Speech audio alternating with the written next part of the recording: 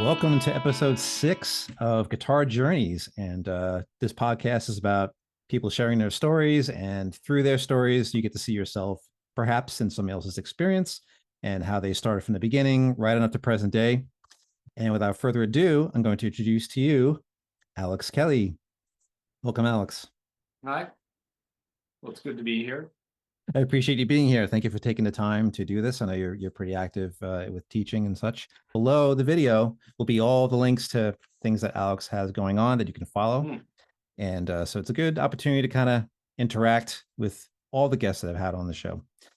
So without further ado, let me jump into the first question of 5. So the question number 1 is, how did you become interested in guitar? It's kind of a weird one there that my father actually, in cleaning out some of my mother's items this winter, he said he found a book that made some reference to me, like maybe my mother wrote it down when I was a baby, or not a baby obviously, but a little kid, saying something about wanting a guitar. But I don't recall that, but how old was it? I first got a guitar in 5th grade, learned a few things, but didn't learn much with it. Didn't kind of pursue it actively for years because it was an acoustic, and in 5th grade I was already listening to Rush and Police and other bands at the time, so it just didn't sound right. So yeah, there's just always something there. My parents were young when I was born, so there were always records in the house, Beatles and Rolling Stones and whatnot. I remember identifying Carry On Wayward Son maybe around 1st grade and really liking the song. So there was always something there. But and of course at one point every fall there was the JCPenney Christmas catalog with electric guitars in it that I could covet, not knowing how unbelievably cheap they were. Though the funny thing is, by today's standards, they actually probably would be pretty solid compared to a lot of things that you find now. I'm trying to bag on the beginner guitars in today's world. I guess I kind of am. But yeah, there was always something, and I became like legitimately serious to the point of this is the true beginning, and I'm going forward. Actually, it was in 11th grade.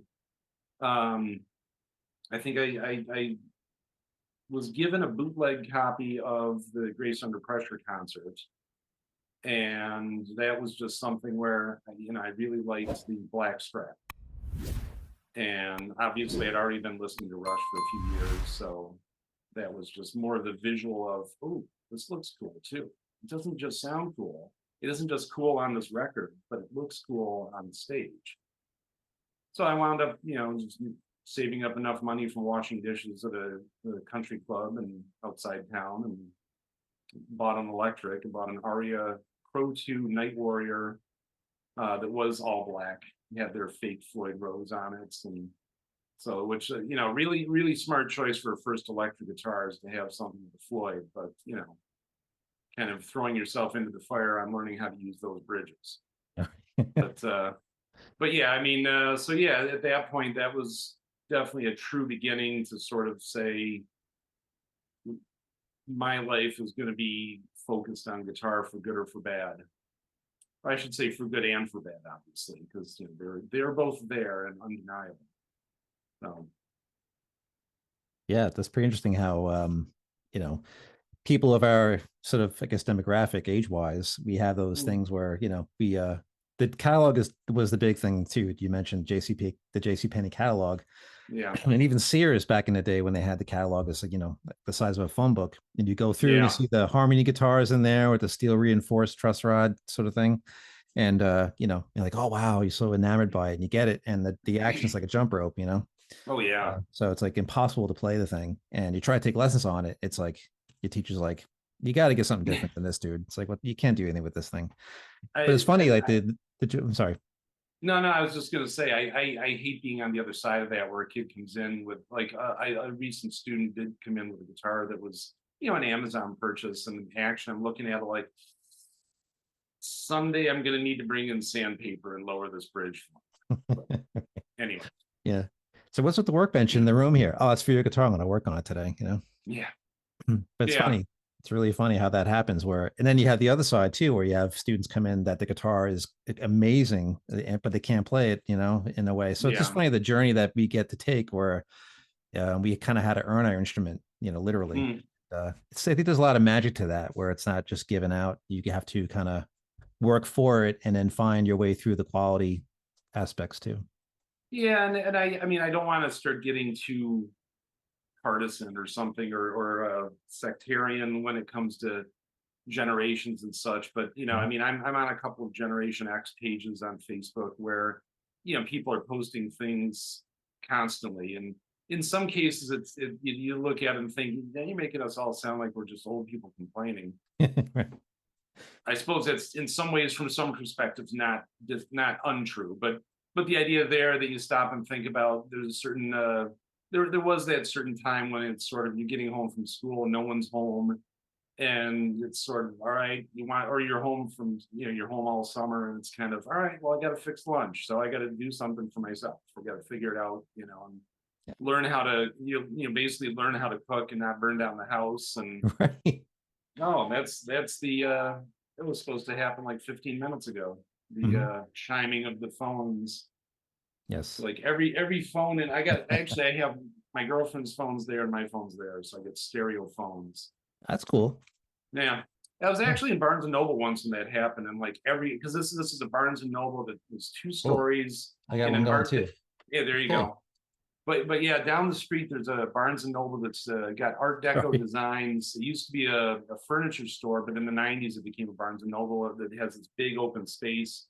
I was in there once when everyone's phones started going off for an Amber Alert. It was just interesting That's- because they most happened at once. Some were delayed, and everyone looking at their pockets. And yeah, it's kind of a weird one, but It is. modern It's life. modern life is interesting. And Yeah. yeah, it's like that's the other thing too. You mentioned this point about, so the Gen X type thing and yeah, it's definitely not a generational thing. It's just like a cool observation of like, a certain time period and I guess some like nostalgic type of Mm, tint to it, where every generation has a thing where you have like the good old days or the fond memory thing, so it's more about that than just sort of comparing, you know generations and how they do what they do. yeah.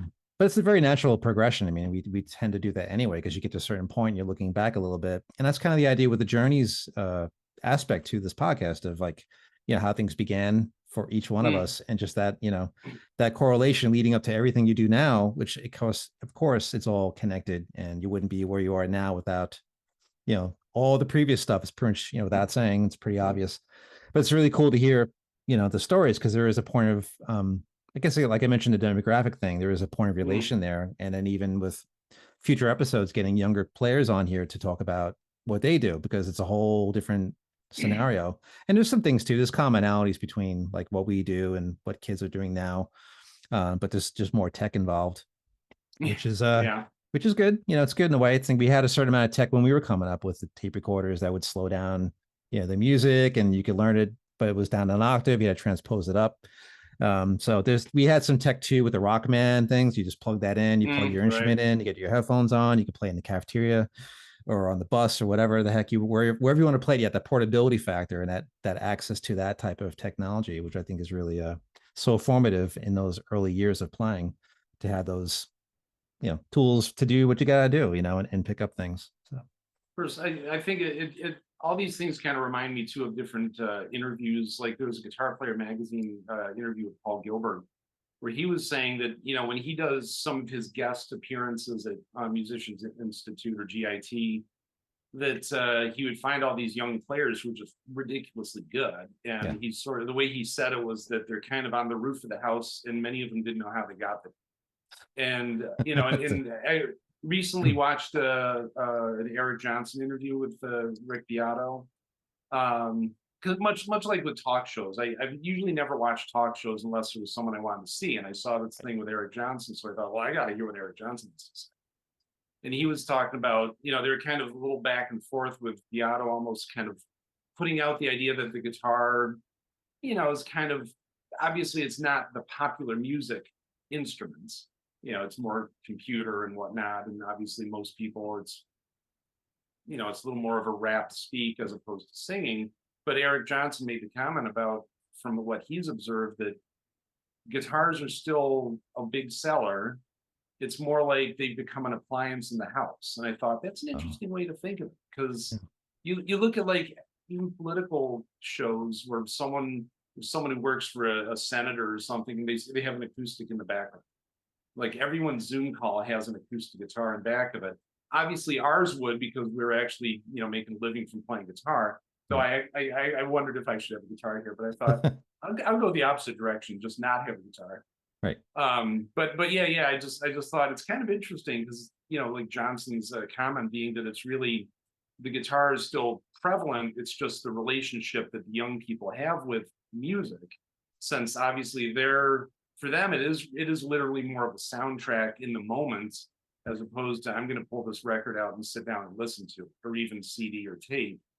So I thought, yeah, but I mean, he's, it's been his career for 50 plus years actually. So he's tuned in. Not that I'm saying Beato isn't, but it's just interesting to hear some of those views, I guess. Yeah, it is. It totally is. I think even for us, and I guess in a certain respect, it's like, you have that, you look through the catalog, you mentioned JCPenney catalog, and you're looking through it and you're like, oh, when I get it, I could put it over here. And even the way it was presented in the catalog looks so, like you mentioned, it looked, because you have appliances in catalogs too, of course, but the way even the guitar was like sort of positioned, in terms of a marketing thing, was kind of like what you just mentioned, like it's kind of in the background, no matter what it is, and you just had that sort of, I guess, fantastical sort of, appeal to the instrument. Like, oh, if I had it, I'll put it over here. And you're looking at your room where you could put it, and this before the days of having the wall hanger and hanging up on your wall, inevitably be in a guitar case and it'd be closed and you would never see it. Or it's on a stand of some sort, musical stand, and you knock it over, and then you check for damage. So it's just that whole presentation thing is really interesting too, like how you would place it once you got the instrument. It should be ideally in your hands and playing it, but there was that part of it too where it was like more of a, adding it to the background, so just it's part of your decor, part of your life. Yeah, I mean, and also too, and not, I mean, it's kind of a weird thing here that, it's obviously, this is personal, it's meant to be, but there were also instances, 5th grade, I was homesick for a week, and I remember watching Queen, watching Flash Gordon, so Queen's going through my head, and I wound up making, out of modeling clay, as I say, 5th grade, a little rock band on tray, on it, like one tray that my parents had, and I made little amps, mostly just combos, and took thread that my mother had to use as cables. So 7th grade, for whatever in art class, we had to make some paper or something, and I actually made Phil Collins' Ibanez Destroyer. Oh, nice. As far as from the Def Leppard videos, obviously. Yeah. So, and and I had the 3 humbuckers. I had I didn't really have the Kahler bridge overly detailed, because I didn't know what a Kahler bridge was. I just knew it was a tremolo bridge. So I at least had the bar, which that was on. My mother actually put that on the or did I? I don't know. She didn't remove it. It was on the kitchen cabinet door for years, I think, after that, when I came home from school. Nice. Like one of the cabinets in the kitchen, but yeah, somewhere in time it disappeared. So whatever. Part of youth. Some of those things just fall away. We can't have everything. No. Well, maybe you'll look out one day, they'll find it. Oh, here's your no, I'm sure it's long gone. Okay, yeah, I'm sure it's more than disintegrated in the bottom of a landfill by the time 1990 emerged. I suppose I could just make another one for myself if I wanted. Yeah. I have real guitars at this point, so it'll probably come out better too, It might come out worse. Okay. If that, it's probably easier being a 12-year-old who's got, dreams in their head and a life in front of them, as opposed to, decades past, and it's just kind of like, yeah, I should do this and recreate it. It sucks. So it's like, I'll just buy an Ibanez, Yeah, easier to buy the guitar rather than making it out of clay. Sure. That makes sense. That's awesome. Yeah. Very nice. Happens. Yep, it does. It does. So, well, this leads us into the next question, which is, are you self-taught or did you take lessons? mean, now the funny thing I say in regards to me teaching people is that we do kind of all have to be self-taught in so much as we have to understand what we're going to understand. Um, in fifth grade, the music teacher and one of the math teachers gave a bunch of us some group lessons for a few weeks. So I learned like G7, how to tune it, and that was about it. When I did buy an electric, I was teaching myself for, I don't know, the first 3 or so months. And then I did seek out lessons. The guy who was teaching me for about a year. No, it wasn't a year. It was actually just a few months. Yeah. So the first teacher I went to, I mean, he was a year older than me. He knew some stuff, but he wasn't that developed. I remember like he was saying for whatever band he was in that when they would play a cover of Tooth and Nail, in doing the solo, there's that one descending line where Lynch tremolo picks kind of a chromatic line. I think I can't remember. It's been a while since I looked at it. But he was saying he would just set his delay to fill in the notes, which and not having much of a clue, I didn't really think of it as this guy's not that good. But I wound up convincing someone I knew in high school to teach me for about a year. So that was the year. So this one first guy for a few months, and then by the time I got a driver's license, I was going to this other guy's house and paying him like $5, and then sit there either for half an hour or 2 hours. And like I say, I mean, he knew more than the other guy, and certainly more than me. So I learned stuff. And then by that time, I did get lessons in college, community college and a state college. So at the community college, it was more focused on jazz. At the state school in Buffalo, it was classical. Those are all pretty short-lived. I mean, I learned a little bit of something from everybody. So, even in those first few years, I had a few teachers. Some people would have different points of view when it came to things like picking, of course, or some people would never make a comment about, where's the thumb going on the neck, or some people would say, oh, do this with a pick. No, do this with a pick. And and oddly enough, that was my first thought when I got home with the electric guitar, was because I had a book, How to Play Guitar by Roger Evans. It was printed in the 70s, and he was definitely more of a folk guy and didn't have anything with a pick scene, but he had diagrams of the left hand on the neck. So I had this image in my head of how my left hand would approach the neck. But my first thought then was, how do I hold a pick? So that was something that has always been there for me. And I've always been analyzing picking. So it was pretty much by the time I got into like this century, when I got involved with Guitarcraft that Robert Fripp founded. That's where I feel like I definitely have benefited the most when it comes to instruction. And I do use some air quotes because of the fact that how things are thought of in that realm of existence is not conventional. So it's not like you have a Guitarcraft teacher or instructor. But on my way there, even after I had begun teaching, I went to one guy for lessons whom I had met years before, and working with him, I actually started to have a little attitude in my wrist, like, oh, this is hurting.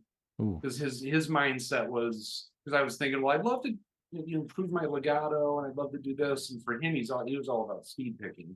Big fan of the Holdsworth, big fan of McLaughlin. So there was a certain lack of communication between what he was saying and what my ears would hear. And that's something that all of those things I like for my own teaching, I've always sought to take, in the first year, it was sort of patterning myself and how I approached it off of how I learned, which is what most people do, at least at some point.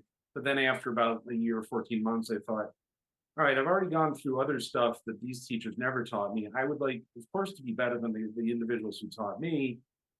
So my thought, in every aspect of life is sort of, well, what positives did I learn from these people? What didn't I learn from these people? Where can I fill in the blanks? How can I approach being able to develop a better right-hand picking and whatnot, and not destroy my wrists, which is obviously a big one for many people. I mean, even obviously famous people, Adrian Vandenberg, had to step off from Whitesnake to have Vi finish those parts because Vandenberg hurt his wrist.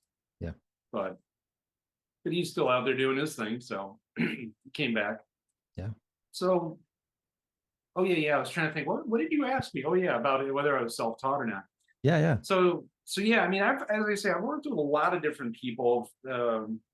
You know, the local people who were basically my peers, you know, who would have been walking high school halls same time as me, or people that would have been a generation older who had learned this or they did that. And obviously with the guitar, with electric guitar, everyone is so idiomatic to themselves or to their genre. Right. And that's something I've always sought to be myself, be kind of stylistically ambiguous. And that's kind of a term I remember I've used or said to certain parents or students, that the idea is, can I play the instrument? Do I know music? So I'm not a rock player, I'm not a jazz player, I'm not a country player, I'm not a metal player, I'm someone who would play the instruments. And could I fit into some of these styles? I never played in a metal band, and mostly because I feel like that isn't really who I am. Yeah. I've never played in a country band. I don't like country music. I do like a lot of metal. I don't like country music. And anyone who's watching this is like, oh, I love country music. I'm not saying it's bad. I'm just saying I don't like it.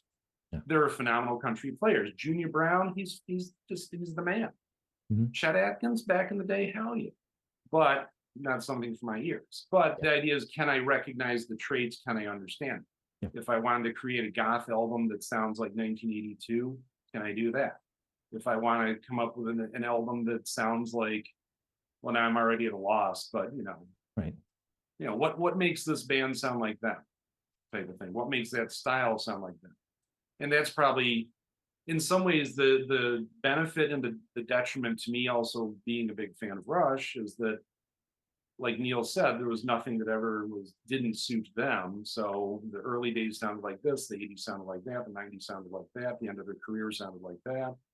People can have the preference. It's not about like or dislike. It's not about good or bad. Well, actually, it is about like and dislike, because you like what you like, you don't like what you like.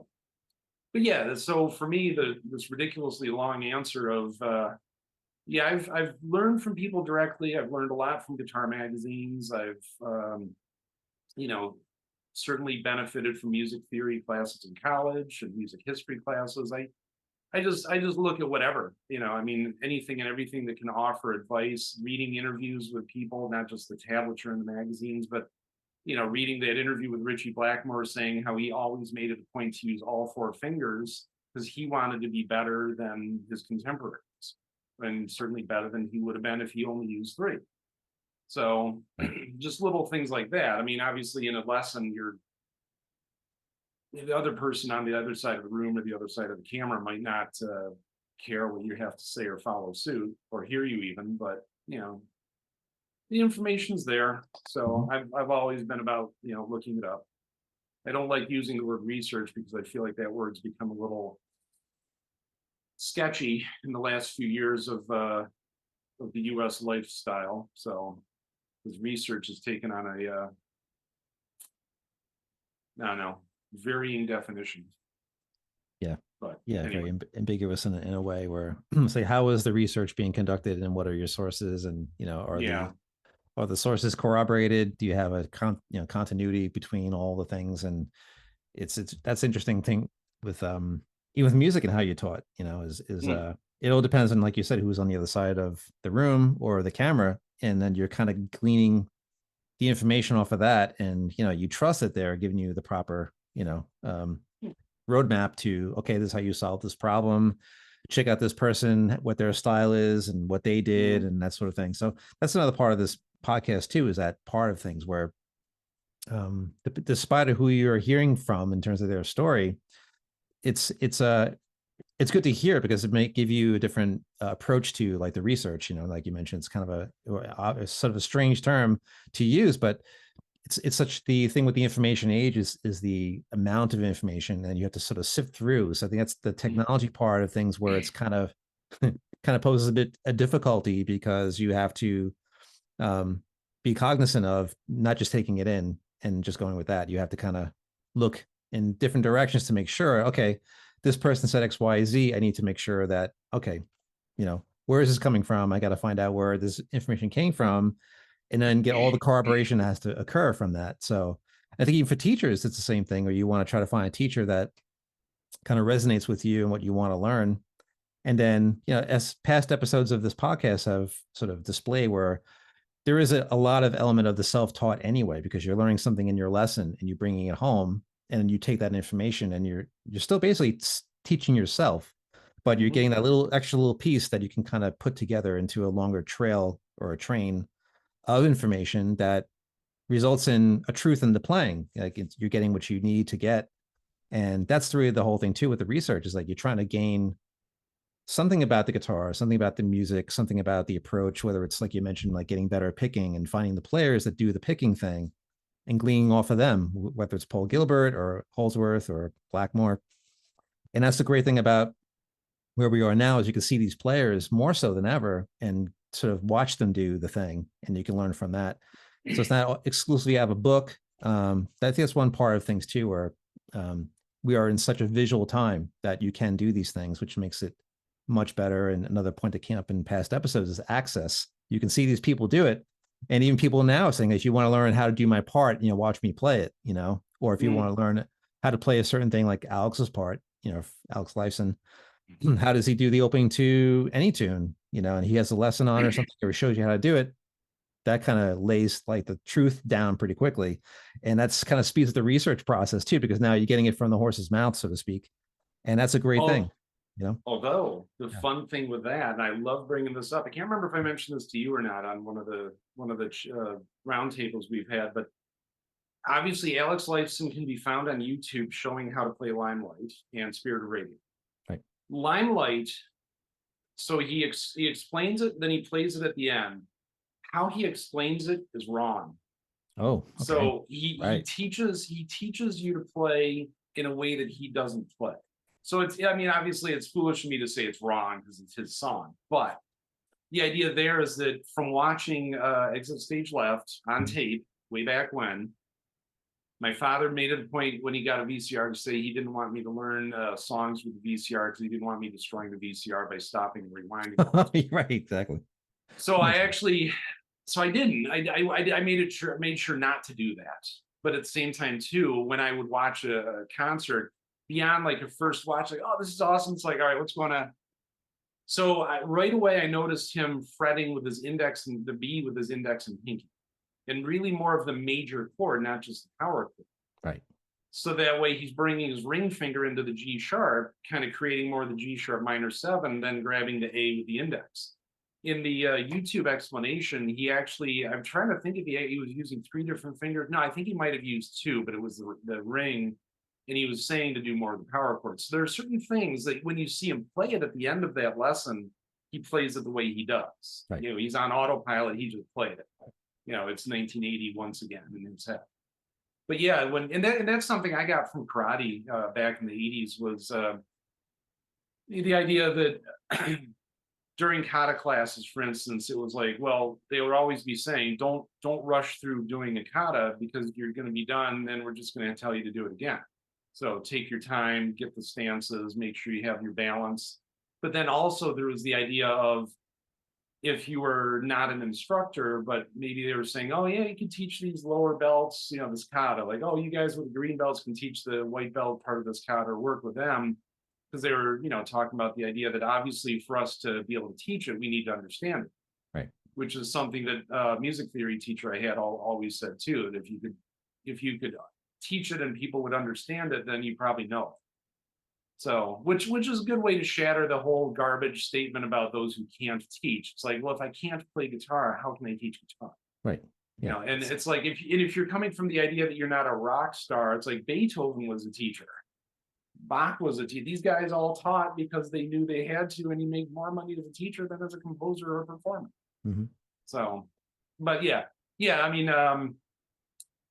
That's I know, and I feel bad. I'm like dominating your show here. Oh, but then again, you're the one that chose to have me on.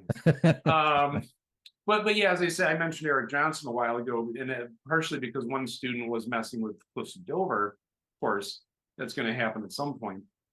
And she sent a few links to a few YouTube, like some guys that put, how to do this, or Eric Johnson's like a 5-note pentatonic phrase that he would, like repeat and go through the scale. So there, you see the individuals who had these shows, these YouTube channels where they're, they had like his video from the Austin City Limits performance slowed down. So it's like, it's not a reaction video. It's basically saying, notice his picking here, because he's, he's mixing economy and alternate picking, of course, to go through with the, rapid speed that he was. So, but yeah, it is interesting because yeah, we can see someone like that. Oh, hey, let's watch Eric Johnson play this part. Oh, well, now I got 12 videos of guys talking about how to do that part of the solo or that part of the intro or the riff there. And so, yeah, you got full analysis. And as I was saying to students going back to before YouTube became ubiquitous, that even with just tab sites, I would always say that it might be right, it might be wrong. It's some guy sitting in his living room who just is into the song. If it's wrong, it gives us the opportunity to figure out, why is it wrong? Well, they already put us into the arena. Oh, they did that wrong. Because obviously the professionally done tab, like, I got my Surfing with the Alien book over on the counter, or on the bookshelf. That was out in 1987. Wolf Marshall, you can't fault Wolf Marshall. Oh, that one part of the riff in Satch Boogie was wrong, but it was correct in Guitar One magazine in 1998, 99. So I think Troy Nelson had that part correct. Wolf Marshall or Andy Alador. No, it was Andy Alador. He had it wrong. But the rest of what Andy Alador did, this other part that Troy Nelson did, I disagree with. Because it's like, now Satriani plays those triads like that, not like that. But he does the pull on the hammer pull there, but he didn't do it there. So it's interesting to find. Mhm. Yeah, it's funny. The Queen- transcription things are interesting. Yeah. The Queensryche Empire book, it's just a good collection of, this is not how Chris DeGarmo played that part. Yeah. So yeah, that was a lot of wrong. But but as I say, it's the option. You get that option of just saying, oh, am I doing this wrong, or is it, no, actually it should be this way. Yeah. Because then if a guitar magazine, like, oh, we're gonna have, best I can. Okay, well, here's the riff in Guitar for the Practicing Musician. Here's the riff in the book. Yeah, the book's wrong. The magazine's right. So clearly these guys who are doing it professionally can be wrong. Yeah, it's like you get that bit of ear fatigue, and you're thinking you hear something that's not quite there. And then it's like, then you have these teams of guys, transcribing these things. Okay, you take the pre-chorus, I'll do the guitar solo, you have the intro. So they're divvying it out so they get a chance to kind of get, a bit of a break in their ears. It's like, even some of the stuff in the Stevie Ray Vaughan books are, incorrect, and it's like, what is going on here? This does not sound like this. Yeah. So it's, that's where the self-teaching comes in, because I think that's part of having that reading ability and then having the ear. And if you have those two together, it's pretty potent. But the ear is definitely crucial, because if you're just a reader, you're only going by what's on the page, and you're not catching all the little things like we just mentioned, like you mentioned, that does not sound right. So I think if you're strictly a reader, you're not going to catch those things because you're relying on what's on the page and you're just playing that. So it's interesting that you bring that up, because that's the reinforces the whole self-teaching thing. It never quite ends, but it's so formative in that beginning of having those observations and that something is odd. You can just hear it, so. Well, then it's like Andre Segovia also made the comment that he felt that, and obviously I'm butchering it horribly because I'm trying to remember it here, but it's something along the lines of, he felt like writing music down just wasn't accurate, wasn't real. Obviously you could just infer these coming from the idea that hearing it, letting it have life in the hands and in the ears, as opposed to a white paper with black dots on the page. It's like, yeah, I get what you're saying. Because I've always known a lot of older generation players who are anti-tablature.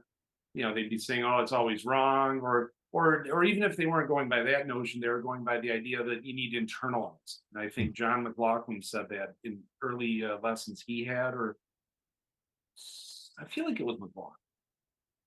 But obviously guitar pedagogy was pretty limited in England in the 50s. But But the idea there of oh, we're going to transcribe this Django Reinhardt solo.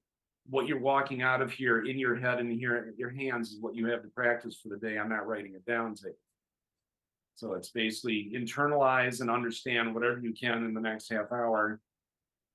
That's what you got for the week at home. Right. What you forgot is what you forgot, and throw on the record and see if you can hear it. And good luck. So yeah, that's what I would get. I mean, yesterday I got a new ukulele student who the lights changing here, so I'm getting into a red shadow now. I feel like I'm in Willy Wonka or something, but blind myself with the light.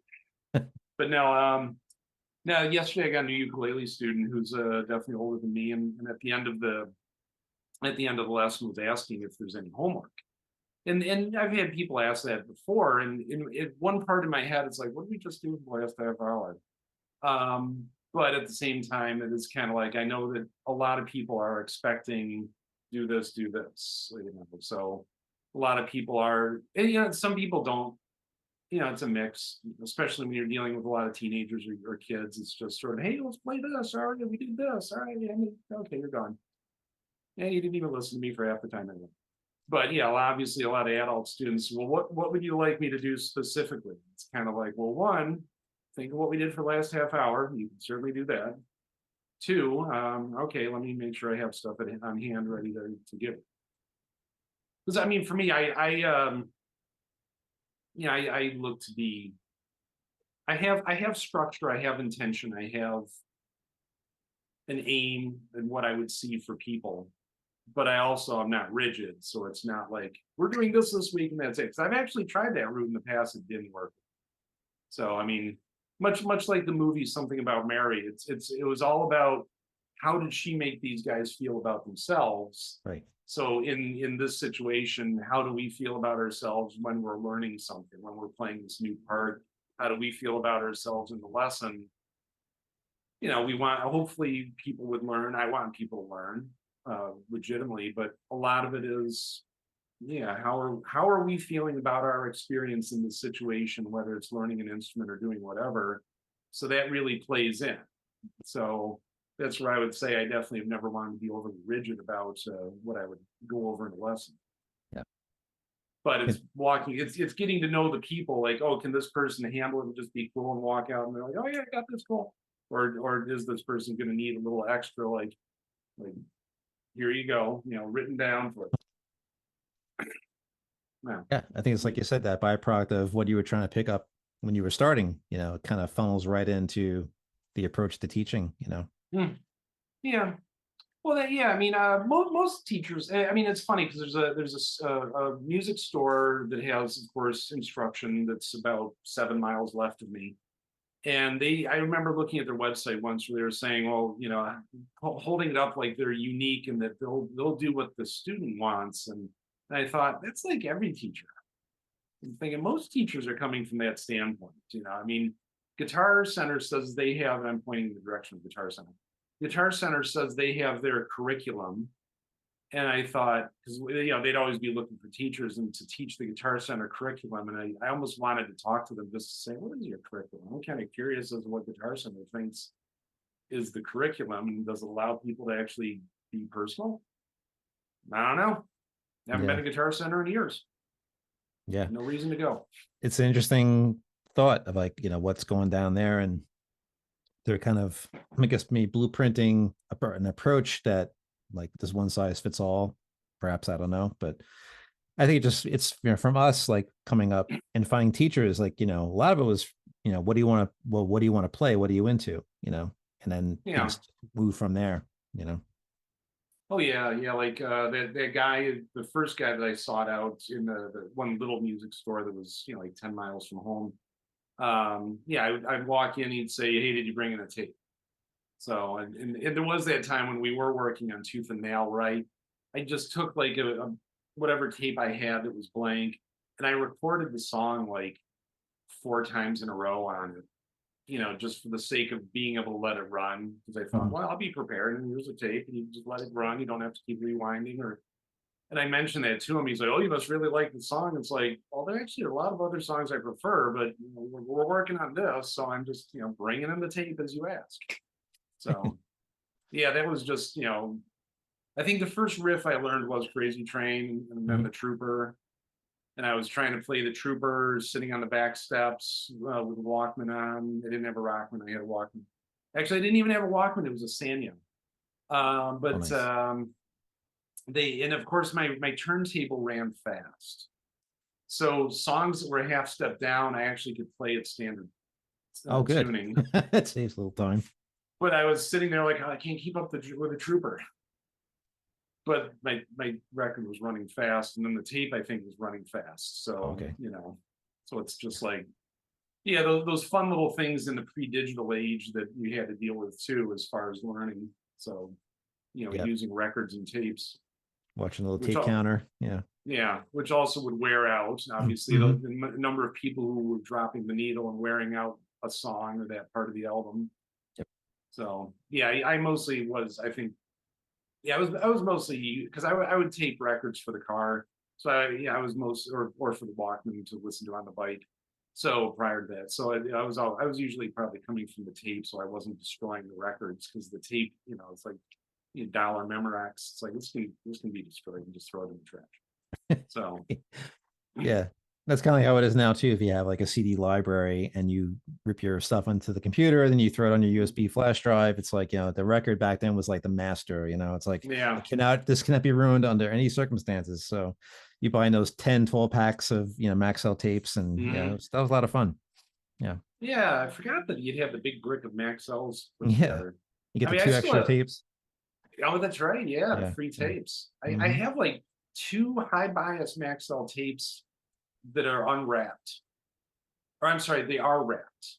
I've never opened two. So Wow. like in my bin of tapes, the cassettes that because I mean I wasn't it's like, oh, we're into CDs now, we're into MP3. Well, I'm gonna keep my tapes and records, of course. Yeah. So, but Absolutely. it's like, yeah, I had like two tapes that have never been opened. So it's like new old stock. Yeah. And so it's kind of fun. I don't know if I'll Mhm. ever open them because it's like I got so much else digitally. It's like, I don't know. It'll keep them fresh because they're wrapped. So they'll be nice and fresh when you go to use them again. Hopefully, yeah, Yeah. if that ever happens. Yeah. But Right. That's funny.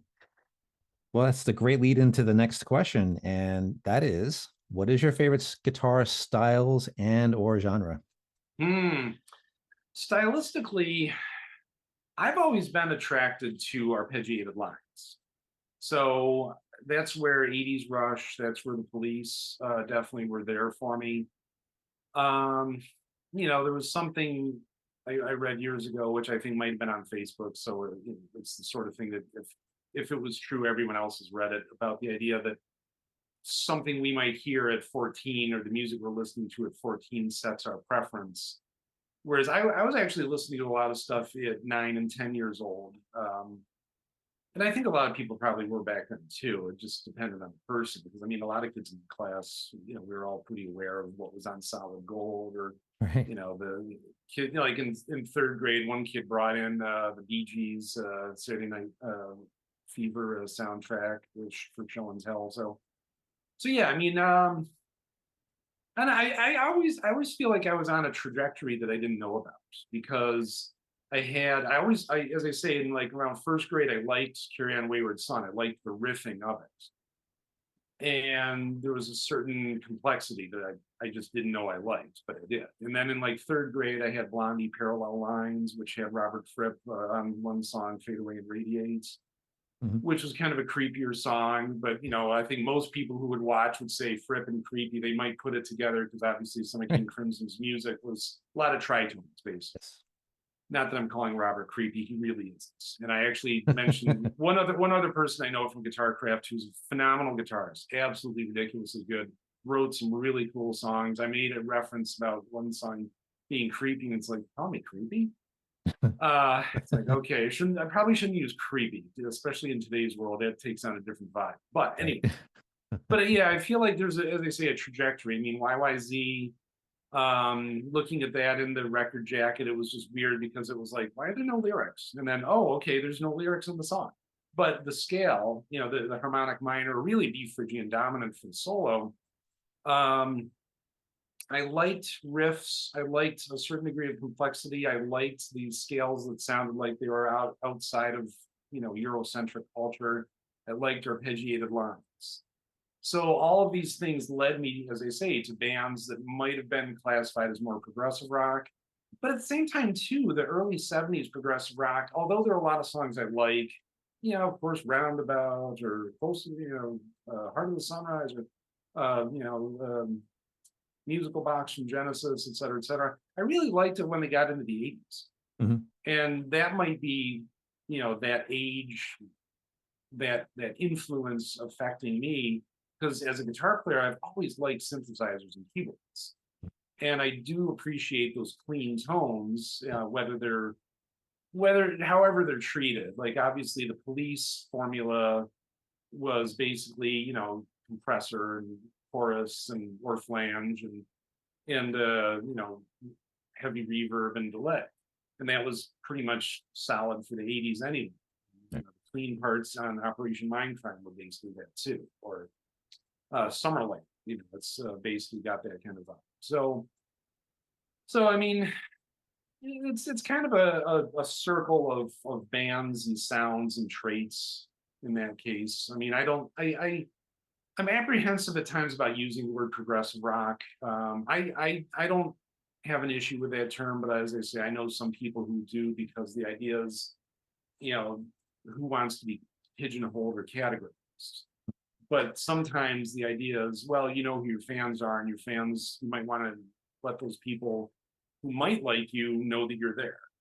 Yeah. So, I mean, I've certainly, got a bunch of Van Halen CDs and Zeppelin CDs and, listened to various bands. And I've always liked, like a lot of the 90s stuff, Soundgarden, Pearl Jam, Alice in Chains. So, I mean, those are discs that are sitting in a closet on a shelf, and bands that I've liked and whatnot, might still listen to. But yeah, as I say, that I guess the core of me is, that, like I say, some of those 80s bands, the Fix.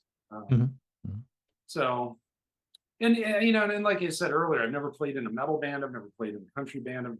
I've usually, when it comes to bands, have played in what could be classified as alternative rock. It's just a rock band. I mean, and even then, for alternative rock, if my style leans towards people like Alex Lifeson or Robert Fripp, not that I sound like either of them, verbatim or anything, but if I've taken influence from those individuals, but also taken influence from Randy Rhoads or Joe Satriani, that I'm playing with alternative musicians, it's going to sound different, because those alternative musicians I've played with have often hated the bands I've liked. I mean, there's one drummer I played with, almost 30 years ago. His girlfriend was giving me a world of attitude when she first met me, because he mentioned that I was a Rush fan. Oh, geez. So, I kind of called her out on it at one point, but and it's sort of, I mean, I get her personality and I get where she was coming from and all that, but it's sort of, because she had this vision even in the 90s of, like, when the Test for Echo tour was, the tickets were going on sale, she assumed that there were going to be these people across the parking lot from their house, wearing 80s garb. And it's like, it's 1997. It's like, no one's going to look like it's 1984 or 87.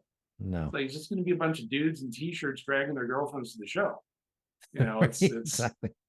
I mean, it's, so I mean, but I, as I say, stylistically, I mean, the players and bands I've named have been, and obviously a lot of the people who like this band also like that, or, I mean, how many people are like, even on in the Rush group, how many people could say, well, we're here in this Rush group, but we're referencing once again Queensryche or King's X or bands like that. I mean, there was a time when I know Police fans and Rush fans seemed to take issue with each other. It's somewhere around 1990, I thought, but which to me always seemed odd, because it's like, I mean, Neil Peart was a big fan of Stuart Copeland and vice versa. So, but then, and that's one of the things I always thought was interesting, is that there was, once again, such the I don't know, such the lines drawn when I was in high school, where you listen to this, you didn't listen to that type of thing. I never really liked that Yeah. mindset. I appreciated more younger generations seemed like they were more open to stuff. Yeah, it But was very, very turf type of orientation with musical style and taste, and and if yeah. you were into a certain band, you weren't really into them. The poser term came up a lot. Yeah, you're just a poser. Mm, And mhm, but it's funny with the bands you mentioned, like all those bands, at some point toured with each other, and there's influences that are going back and forth, and they were so open to um incorporating that.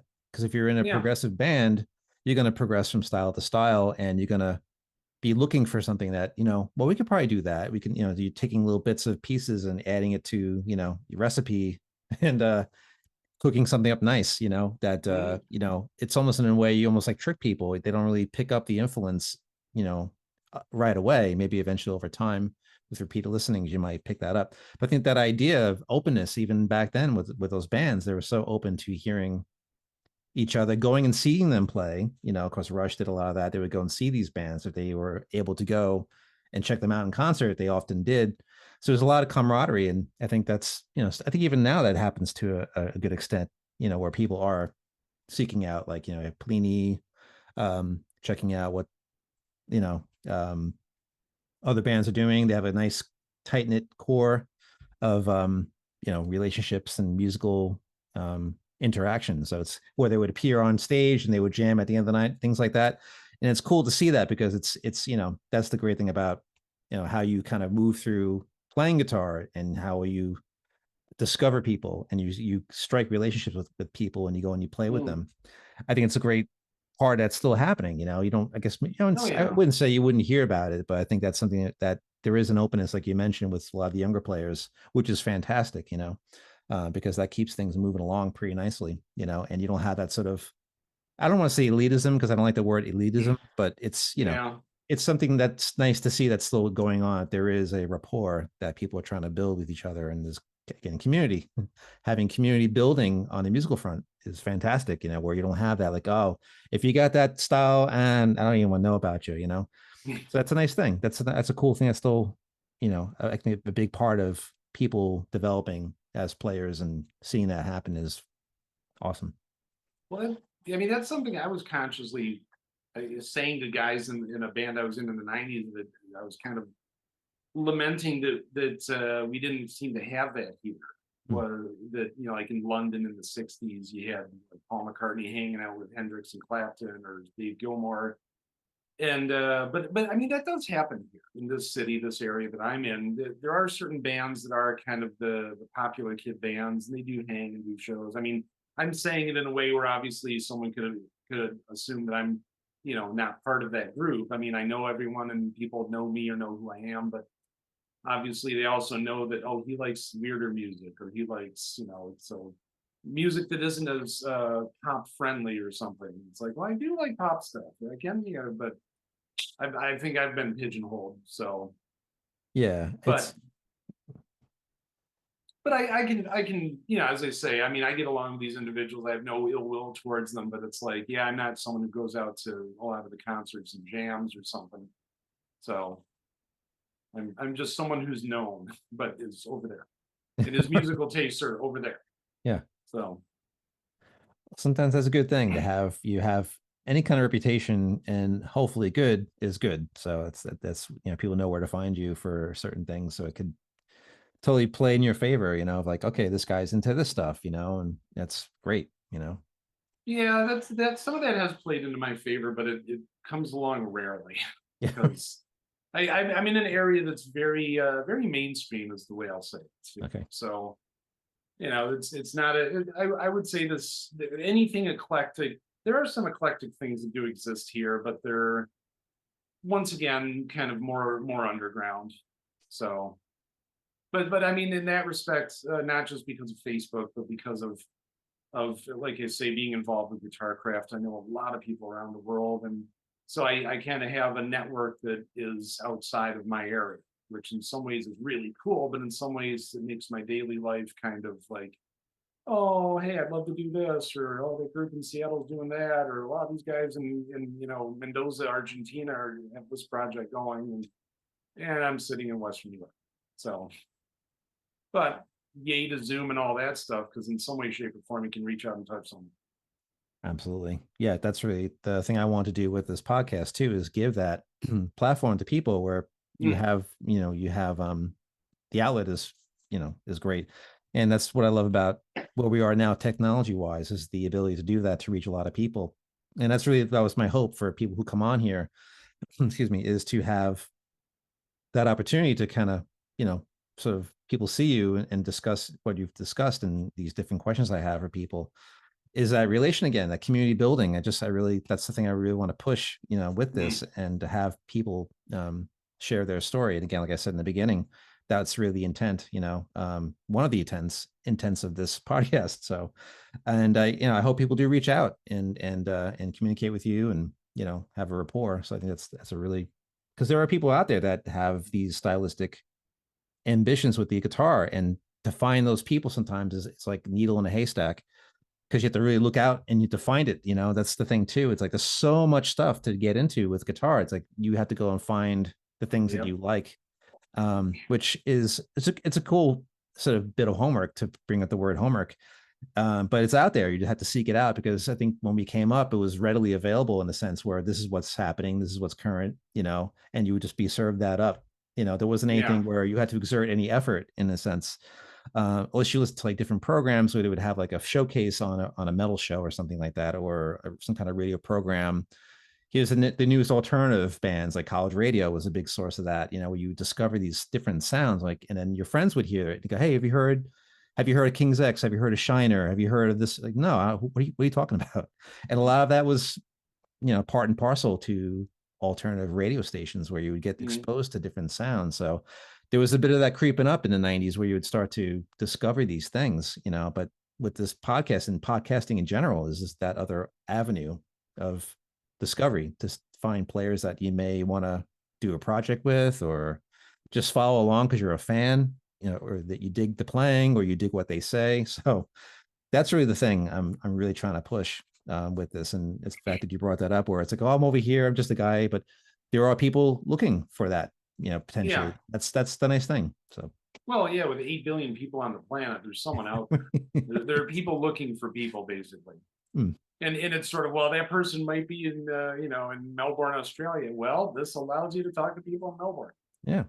So I mean, there's a guitar craft kind of reading group. Like a year ago, Robert Fripp's book was released, and so we on the Guitar Circle, because that's kind of the alternative, or not alternative, but it was kind of a successor name, because Guitarcraft ran from 1985 to 2010, and then for 7 years it was the Guitar Circle, because Robert intentionally wanted to not have it going in perpetuity, because the idea is that things can become dogmatic, and things can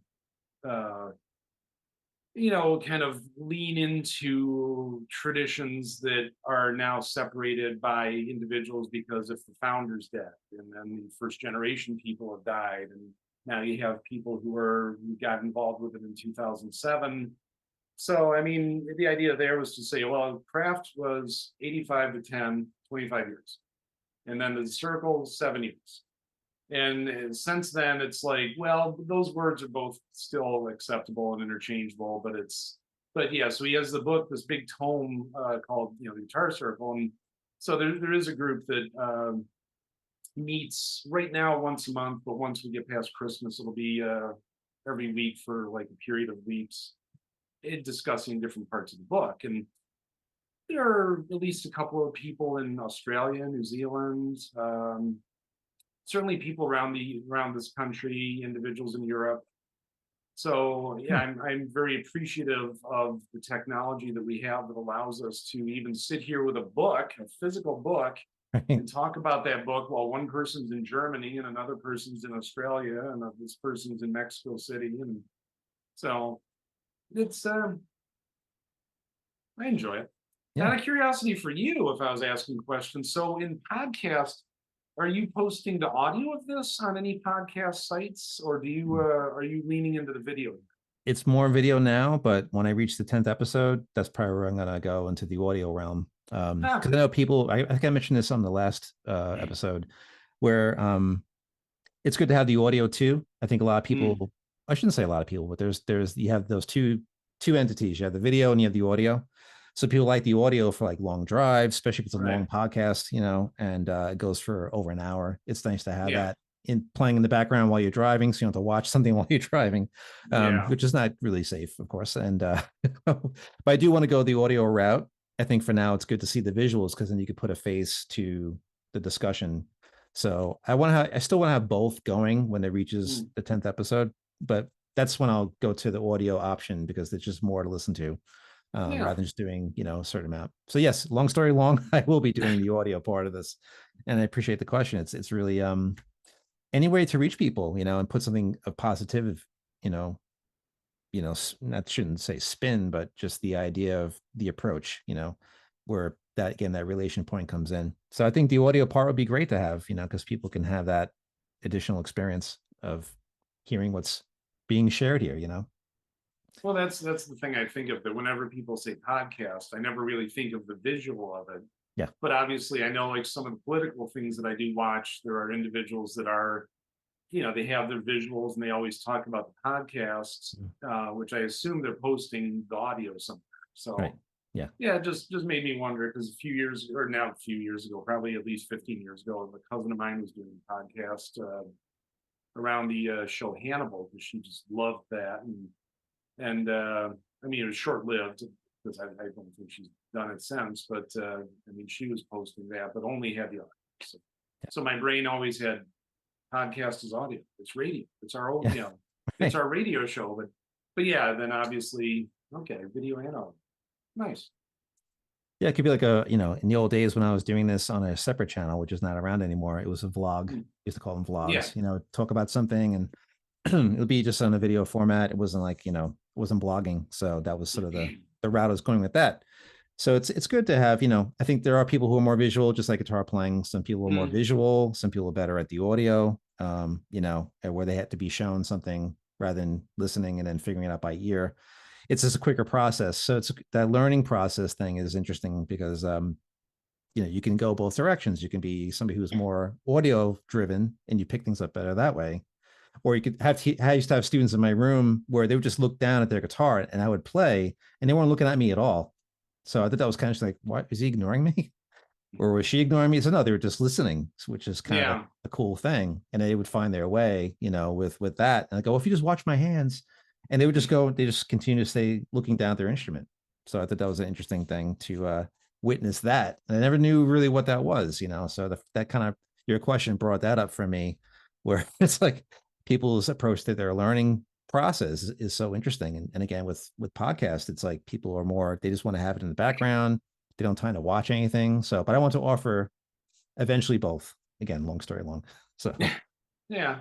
Which actually now you got me thinking I should check my notes from the master's degree that I recently, completed. oh, nice. There was a heavy teaching element. Well, in recent is like almost a year ago, but Okay. still, yeah, I'm not like running around, screaming about it. But there was some of the education classes in that spoke. There was one of them that spoke of, as far as the studies that have been done for X number of decades, about the like 10 different ways that humans tend to learn, I think it was. Because yeah, I get a lot of students who would say, well, I'm a visual learner. It's like, yeah, I am too, I get it. But usually you're thinking someone in a guitar lesson saying they're visual because they're assuming you're going to expect them to just be audio. I don't know. We know what we're talking. But the idea there is, yeah, I just think it was interesting because then you could think of the different people with our, as far as humanity, so many people could be more physical. So many people could be more intellectual. Many people could be emotional. Hopefully, you're at least two of them. I mean, it would be great to be all three. If you're only one, that's pretty dangerous. But I just think of a guitar teacher that someone who used to teach at the store where I taught for years. Um, he's been in working for Apple in California for over 15 years. So, but way back when I thought he's definitely more of a physical person because he was very inclined to play and he could be really impressive to a lot of students. He's a very fluid player. But he and I were arguing like YYZ, for instance. He's like, oh, you do that. I'm like, no, you don't do that. It's like, that's not right.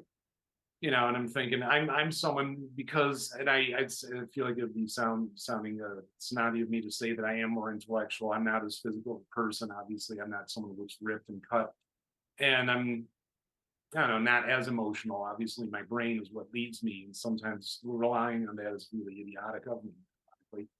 But the idea there is, for me, I'm doing, as I say, I'm doing the research, and this dude basically had like because he grew up in India, and he had like, like a moving pictures tape that had been dubbed like 6 times over. So Oh he's like, oh gosh. yeah, the sound quality was terrible. So I'm just figuring it out, and I'm like, yeah, that's not where it's played.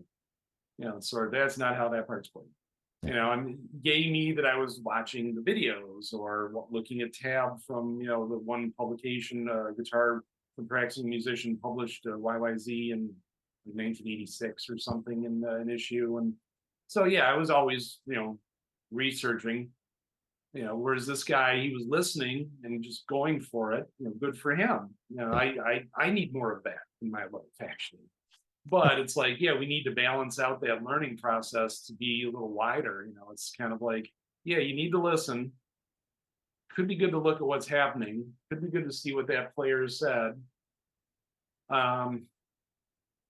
You were kind of reminding me of something by saying that too, and I got too much stuff in my head right now when I start talking. So I've That's just good. pushed it's been pushed out of my head. I'll be Well, it's like the visual and the listening part of a student, like which, some people are one or the other, some are both, where they're, now watching you play, they're just looking yeah. down. So that's kind of interesting, related to the earlier point that you made as well, which I same here. I forgot what you said. Yeah, Um, I know. I but say it's too about the much. podcast thing in terms of like audio and video, having those two Yeah. components. So, Although another good reason to maybe be willing to use the visual is another Paul Gilbert anecdote. I'm just stealing all sorts of stuff from other people today. Hey, that's what guitar players do. Is basically he was saying that one of the reasons that he feels he lost his hearing, or he points to two instances where he feels like he damaged his hearing. One was playing like an all-star show with people like, like Steve Vai and Andy Timmons and whatnot. And he said that everyone's just tearing it up and it's loud and he couldn't really hear the tonal center. So he said he was leaning into the monitor wedge to try to hear something. So he feels like he really destroyed that ear by trying to listen. He's like, I should have just looked at the hands. Like, oh, yeah, where's Steve's hand? Okay, I'll go there. right. And then he said the other way was, I guess, at Eddie Van Halen's house that Eddie was playing something he was working on, like just turns on the tape and like, check this out. And you're sitting in a 5150 studio. You don't tell Eddie Van Halen to turn it down. Can you turn it on? So yeah, it's like, hey Eddie, can you maybe Hey, just yeah. Eddie, not for yeah, nothing, but it's like I would like to be the first and only person in the world to tell Eddie Van Halen to turn it down in his own studio. yeah, that'd be rich. See what happens. Yeah. Yeah. But yeah, I just thought that's that I loved that stayed. No, I didn't love it, but it stayed with me where Paul Gilbert was saying I should have looked at the hands, because I always felt guilty if I was looking at what people are playing. It's like, oh, I suck. I can't. I'm not relying on my ears, but it's like, yeah, I have eyes. I might as well use them. Kind of like all the people who are wacky for Django Reinhardt. It's like you could play his parts with 2 fingers to replicate them, but I'll bet you Django wished he could have used all 4. Yes. Maybe be willing to use all 4. It's like, Mm. yeah, you could go authentic, pay $30 for a pick and play with just 2 fingers, but Mm. maybe see what it's like to use all 4 fingers, because would he have been able to do it? I would guarantee he would have used all 4 fingers. Yes, you would. Yeah, absolutely. Which is a great lead into the next question. All right. And that is, have you realized your goals on the guitar, whether it's playing with 2 fingers or 4?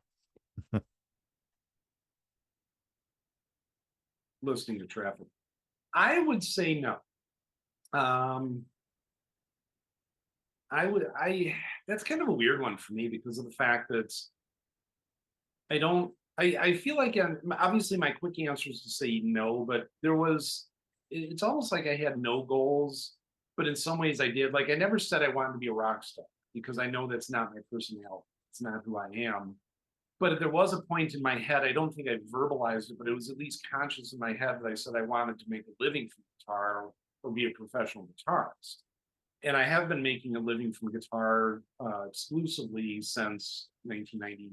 I began teaching in 97. I've been teaching exclusively since 98. You know, and obviously I've certainly played and made money from playing, but that doesn't happen that often because once again, I'm a little more esoteric, I suppose, in my presence and who I am. Um, but yeah, I mean, basically, I mean, I've expanded a little bit in recent years here or there, but yeah, I mean, to that end, I've been making a living from guitar. In some ways, as I say, it's pretty cool. In some ways, it's sort of like I'd like to not be this level of income, but not that I'm here to complain. But yeah, I'd say there are certain aspects of playing of my life with the guitar that are definitely unfulfilled. In some ways, it can be easier to have a dream or dreams that are there that help pull you along or drive you on that are always unfulfilled because then it's sort of like now what? And now the King's X song is playing in my head. But it's yeah, I'd say there are definitely very conscious, very overt aspects of what I have hoped for, sought for. Apparently not grammar. In my head pertaining to guitar, they're definitely unfulfilled. Yeah, it seems to be the consensus every time I ask this question, and it's good. I think that's the thing that drives us to, still continue the bond with the instrument, that we have is, you don't have to actually have a goal per se, but I think it's interesting to always ask that because, it depends on the player, where they're at. Some people are more, I have a little bit of that. I try not to get too crazy with, the goals. I think if there's an idea present of what you want to do, I think that's even, a more of a potent thing than per se a goal. And those two terms can interchange depending on, each person.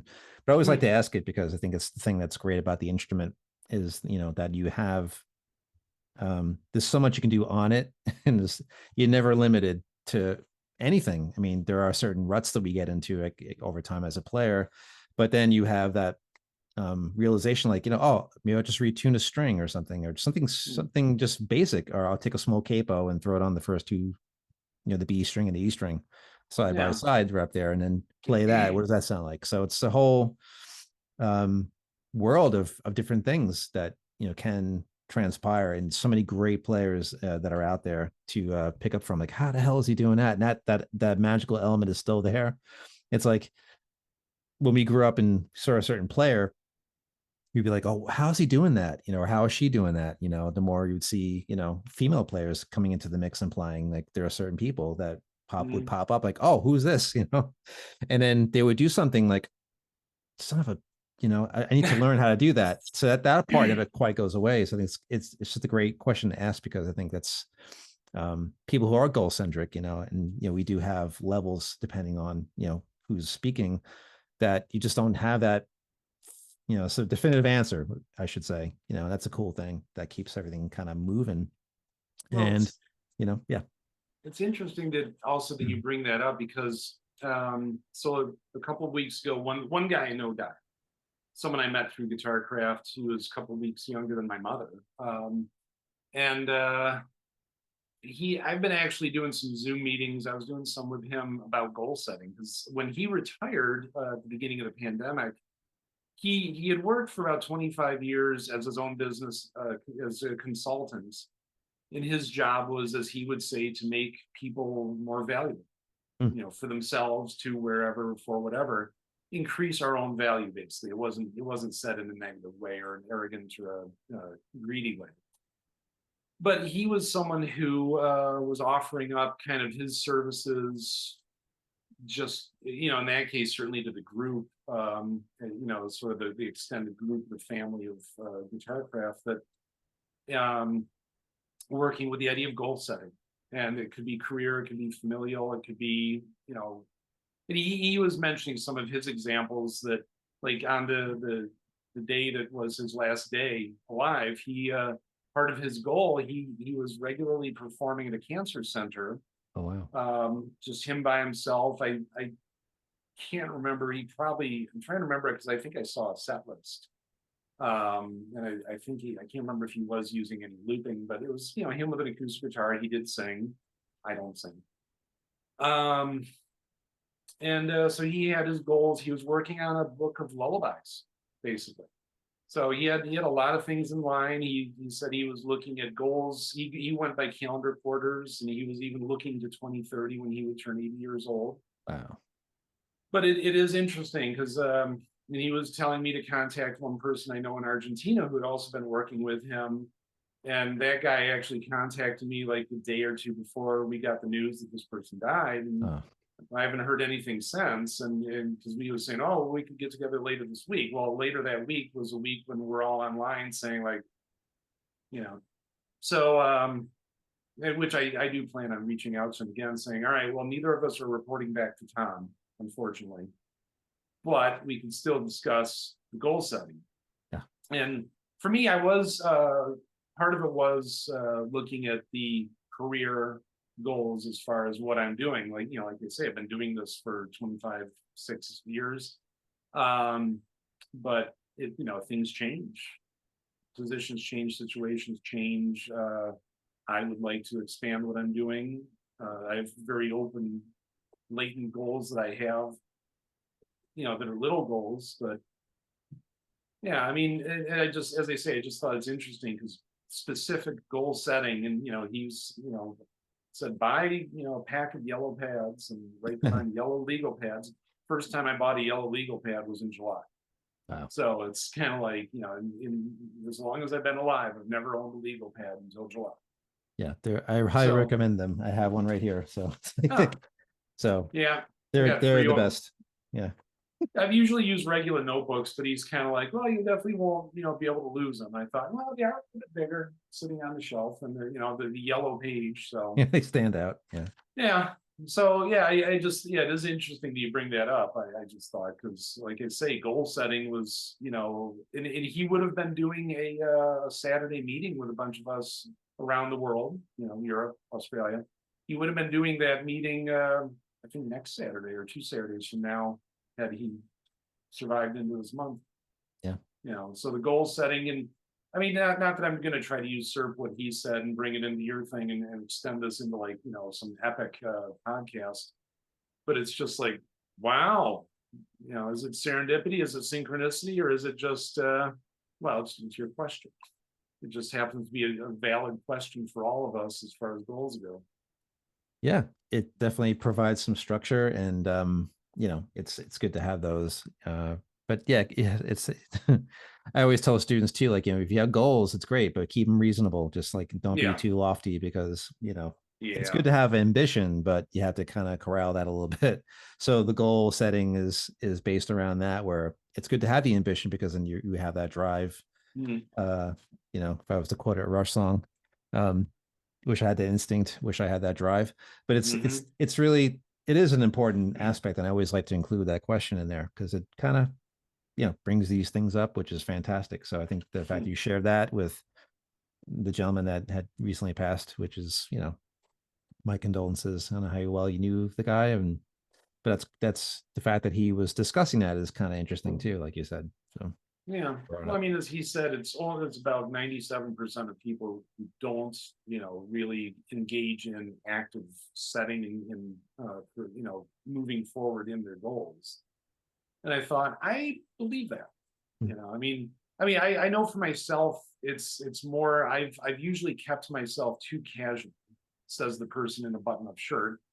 But it's the sort of thing where, I feel like one of my detriments has been I would go so far and then either stop or pull back or something. And I feel like I can say that about myself in a negative fashion, but I also would say that I feel like that's probably a common one for many of us, that it's, you get into something, then there reaches a point where either you burned out on it or it wasn't what you thought it was. And this is definitely the case for people getting involved in playing a musical instrument. That looks cool. Oh, there's work involved. Okay. Oh, I can do some easy stuff. Oh, now I actually have to do this. Now he wants me to think about thinking down and up, or Yeah. So it's sort of being able to have that short-term goal and the long-term goal, and find those bridges, that passage between the point of no return. So Not that I'm trying to go and shift to years to Kansas. It wasn't a Kansas reference. Now it is. Now you've said it. It's true now. Yeah. Turn it into like the Kids in the Hall episode where Kevin McDonald asked Bruce McCullough to show him the way, and he wheels around. Says, "Is that a Frampton reference in my story?" Yeah. So Very well. it's like no lyrics, just questions. That's all, man. Just asking. Yeah. It's amazing. So I guess on that note, no pun intended, I can bring us into the final question. And that is, what keeps you playing the guitar?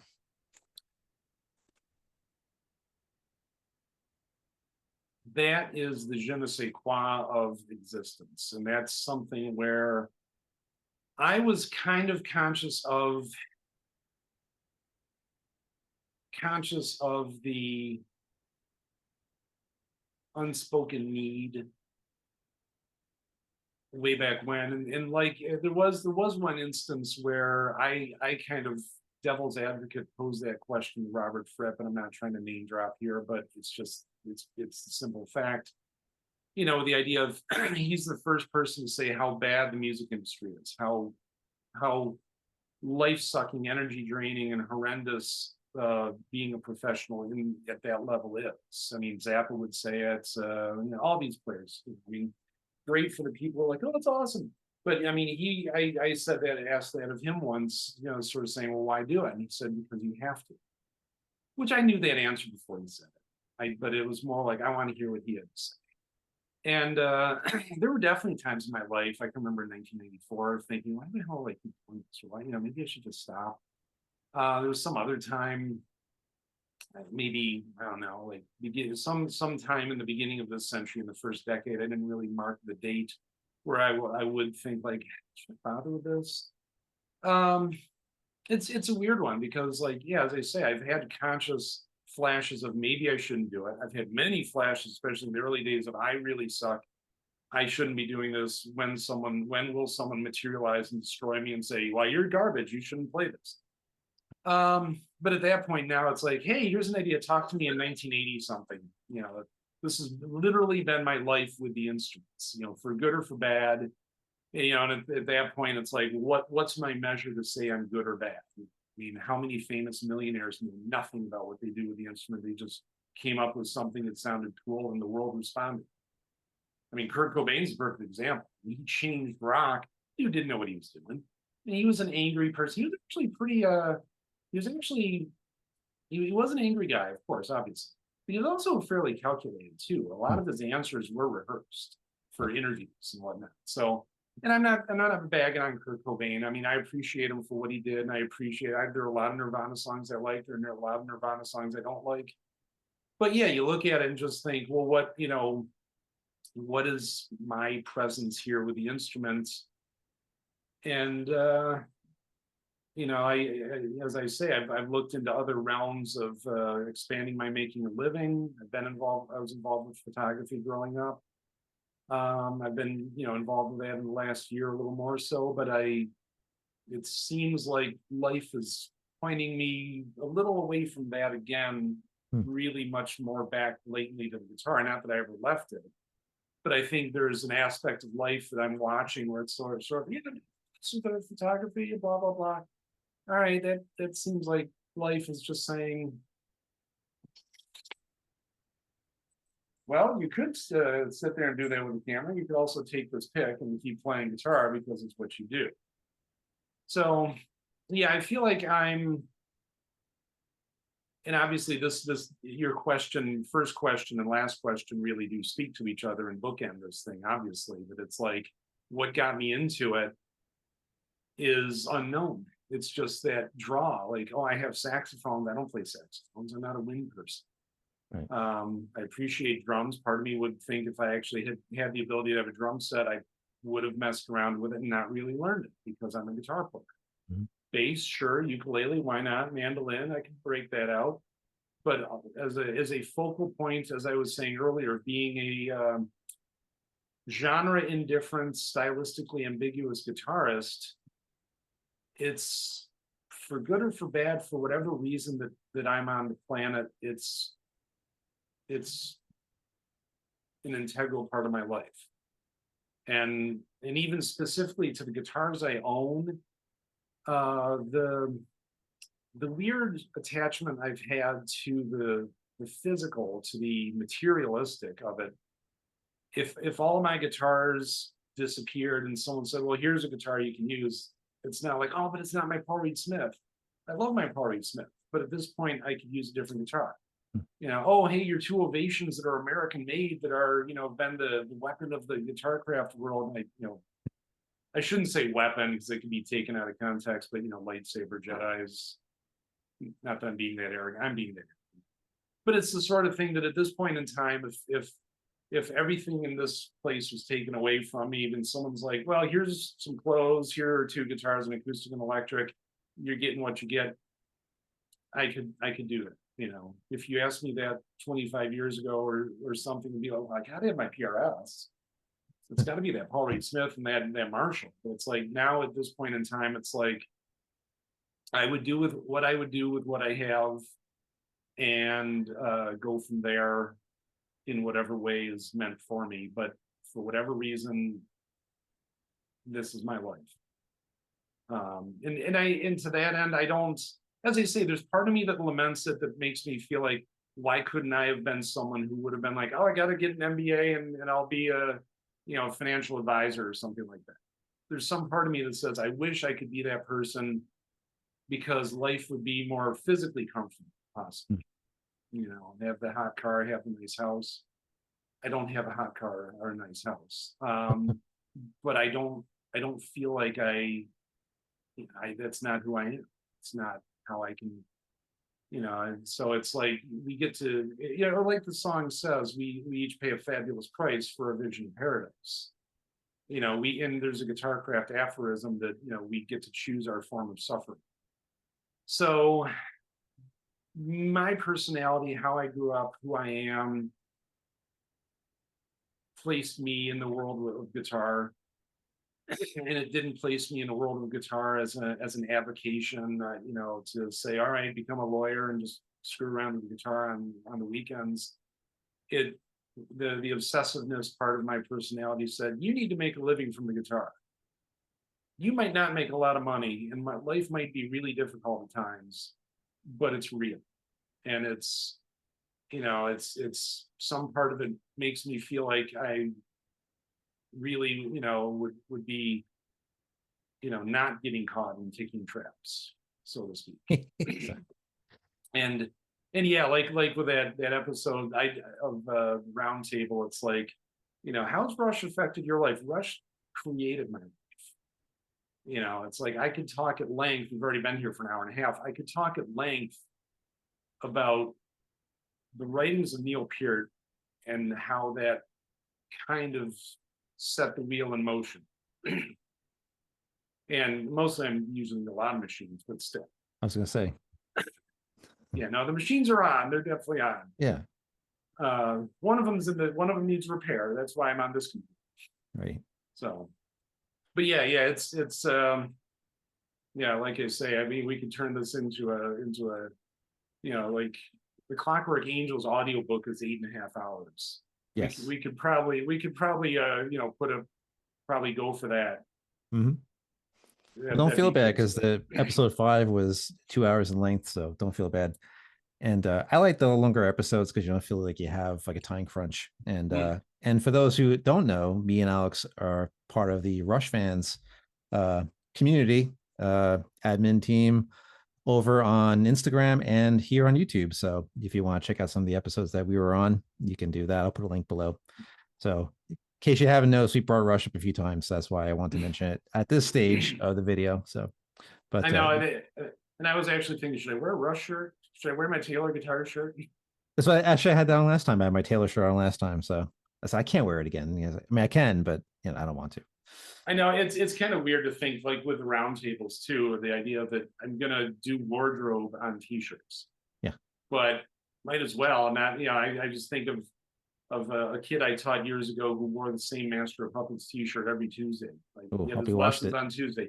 Well, I'm sure he did, but literally every Tuesday he walked in with a Master of Puppets t-shirt.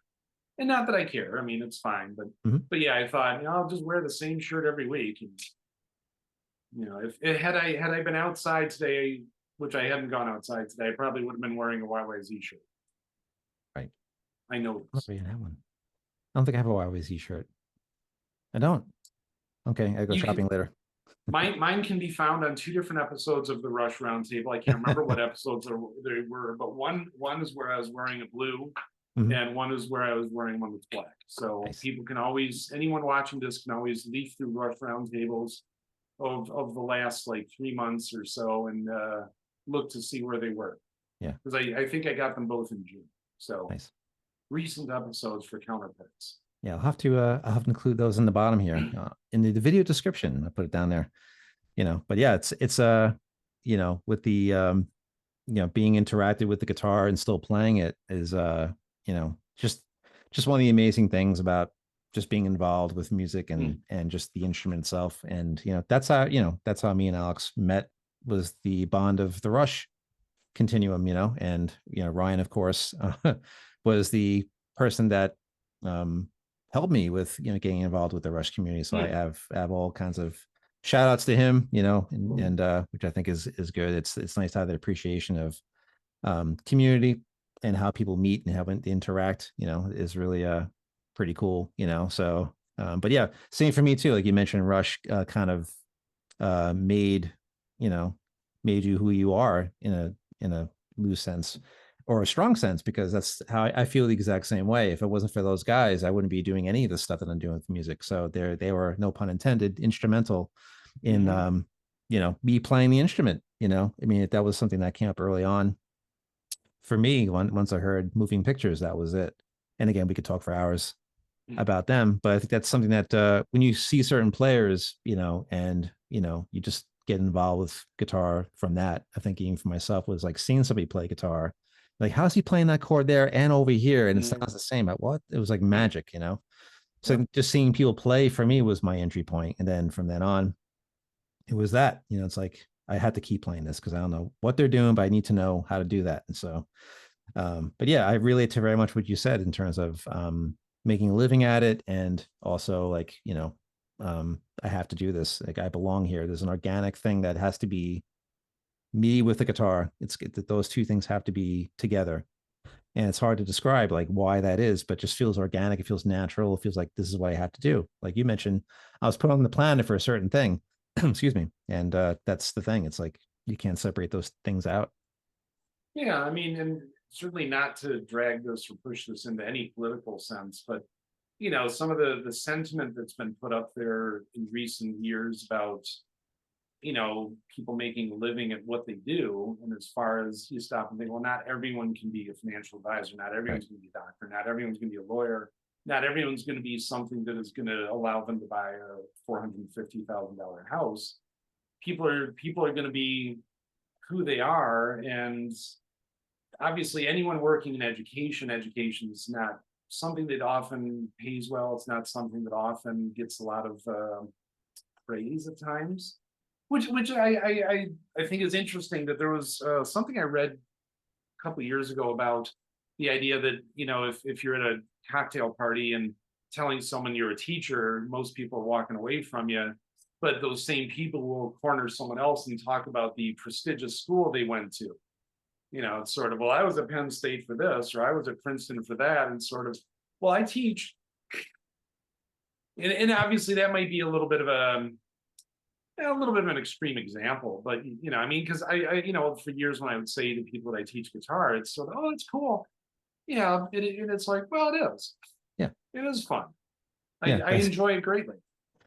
But yeah, it's just kind of an interesting one, because you stop and think, it's it's, as I say, it's a world where we have 8 billion people and everyone's doing their thing, and I appreciate the fact that for whatever reason I'm doing what I'm doing. I would, like I say, goal wise, I'd love to do it in a greater capacity. I'd love to be able to do it in a college setting, hence getting the master's degree. But of course, I got the degree at a time when music departments are low on their enrollment. So you have that interview with someone and, oh yeah, you're totally accepted into this department. Great. Yeah, we don't need anyone though. Why are we talking? But yeah, it's as I say, I mean, for me, I feel like personality I have is as a guitar teacher, more than a performer. So the guitar is a focal point, a tool, a companion. So I'm trying to remember who called it a divining rod at one point, but I feel like that could be accurate. Yeah. Some notable players said that. I think in the 90s, it was in a magazine article or interview. Yeah. I'm not going to remember who it is, but yeah, I just think of that as far as I really am more of a person who's designed to teach, and more than play or perform. I mean, playing in a band with people, practicing, rehearsing, definitely. Someone's like, "Oh, we're going to perform." Well, it's part of the thing. It's something that's good to do because you learn what you can and can't do when people are watching you. But I've never been driven to be a performer and put on a show and have people look at me and want to entertain and give people what they want. For me, it's more like, this is what I'm playing.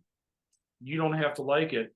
You can walk away, and not in an adversarial fashion. But Right. that's where in 2019 I was playing music for a bunch of art gallery opens.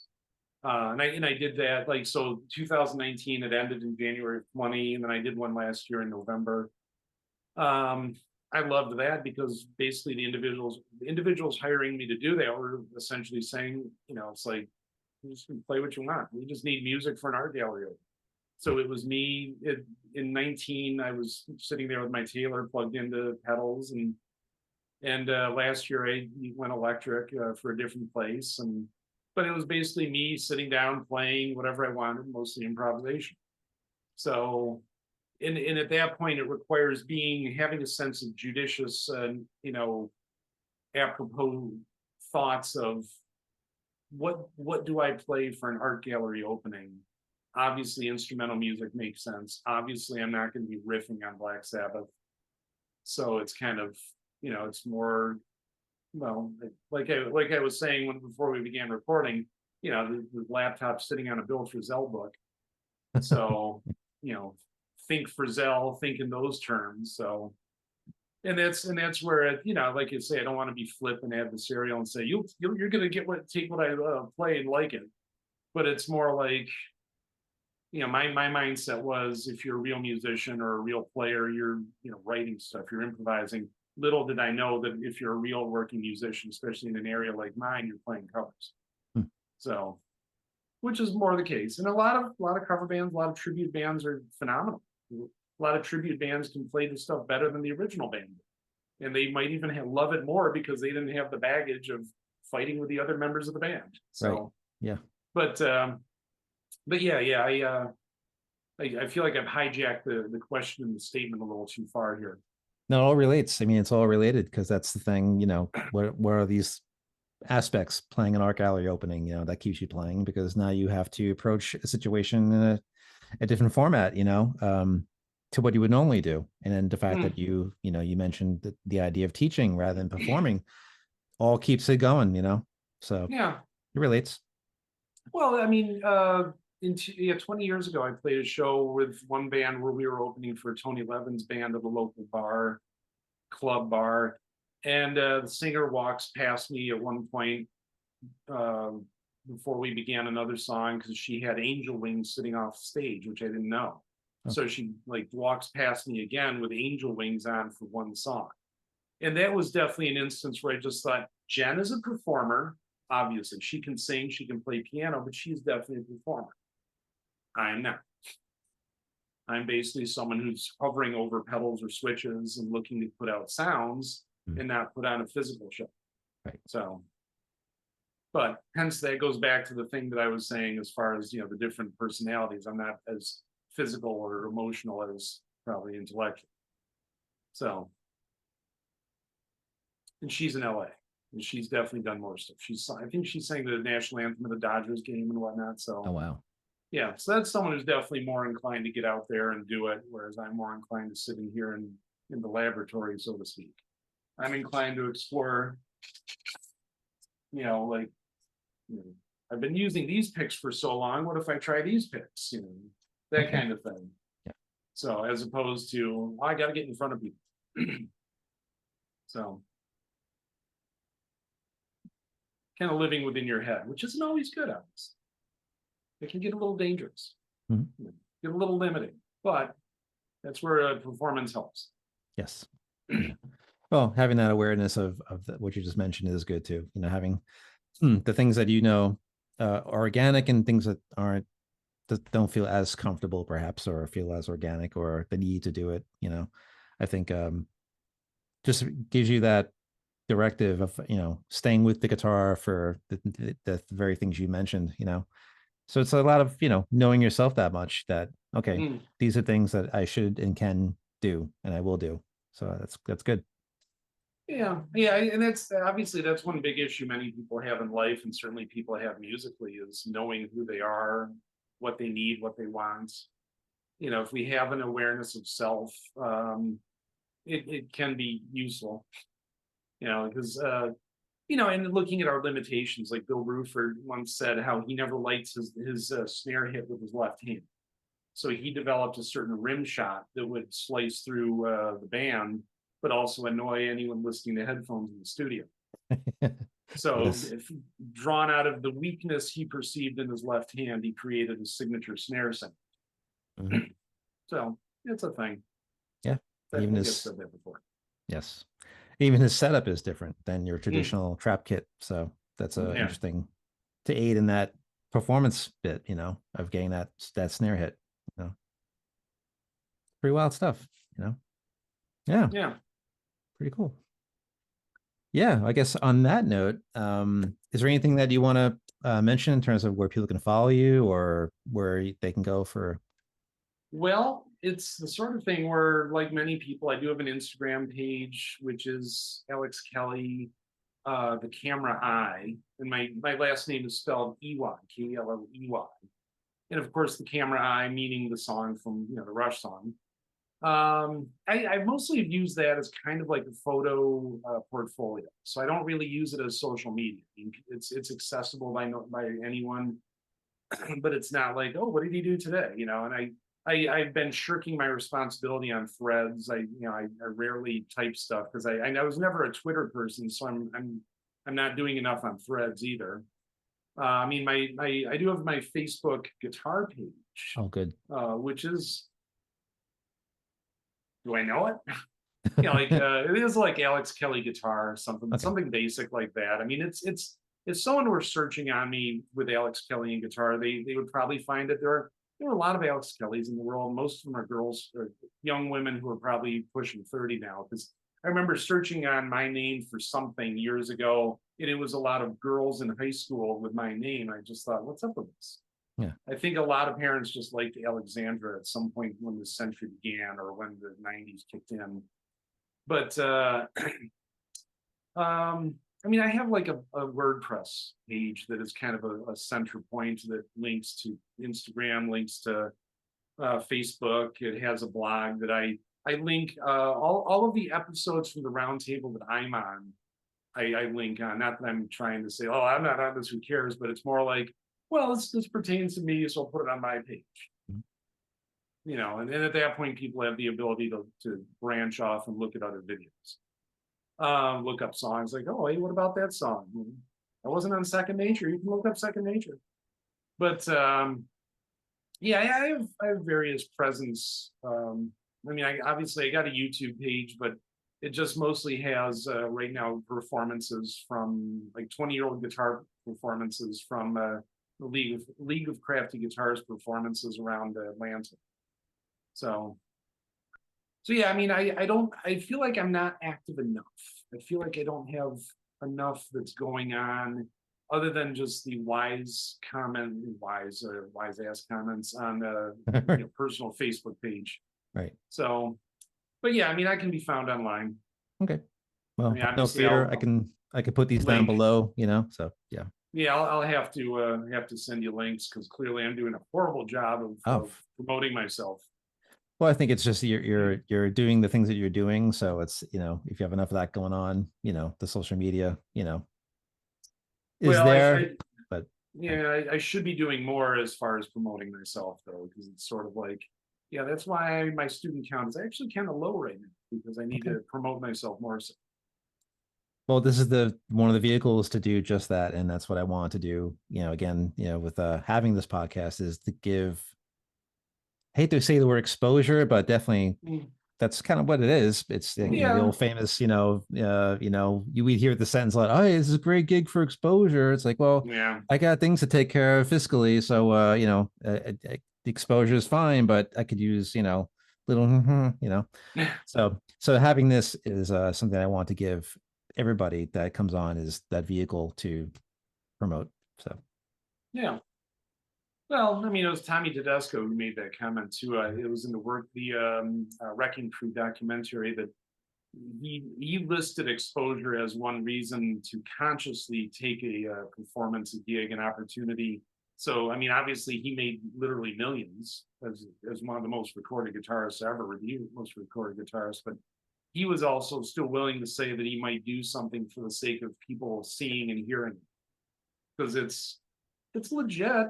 Mhm. It's much like research. Research is a real thing, but a lot of people have kind of bastardized the term research. Well, I did my research. You didn't. You asked your angry uncle. That's not research. Right. Research is research. I spent the last 2 years doing a lot of research, and it can be annoying, Mhm. and it can be fun. Yeah. Depends on how deep in the library you want to go. But yeah, so I mean, as far as that goes, exposure, it's kind of a bad word, but it's also a legitimate word too, obviously, for people like us. Yes, absolutely. Absolutely. Yes. Well, on that note, I guess we probably could call it a day and get back to Mm. playing guitar. And Yeah, I thank you so much for being here. I think thank you you. offered a lot of great things for people to listen to and take from this episode. And very appreciative that you're here. So Well, yeah, thank you. I appreciate being here. I mean, it seems like that's one aspect of humanity, is that we're also looking to tell our story. Sometimes we shouldn't. Sometimes we should. Sometimes we should not talk so long. Hard to say. yeah, what's cool about the podcast here is that there's no time frame. Other things Yeah. we've done have a certain time crunch that we have to meet. So the Yes. fact that people are telling a story, the stories go as long or as short as they go. So it's all cool. I think the big question is how, it would be nice to see at what point did people start dropping off and say, enough of this guy. Yeah, probably more so for myself than anybody else, so but yeah, it's good because people can scroll through and they can Mm. pick out the highlights of anything, and but I think my hope is that people watch all the way through, and because there's a lot of these podcasts offer so much information for people that I think it's good that you watch it from top to bottom and gain all the insights that people offer, because again, it's all about seeing yourself in somebody else's story and having that relation like, hey, I did that, but I went this way, but still there's a Right. commonality in play. So Yeah, yeah, totally. nice. Very cool. So stay tuned for the next episode, and like and subscribe to the channel. You know the drill. I mention every time. And thank you so much, guys, for watching. I hope you enjoyed it. I know I did. I had a great time. And I thank Alex so much for coming on and sharing his journey with all of you. And stay tuned for the next one. So thank you again, Alex. Appreciate it. Thank you. See you guys.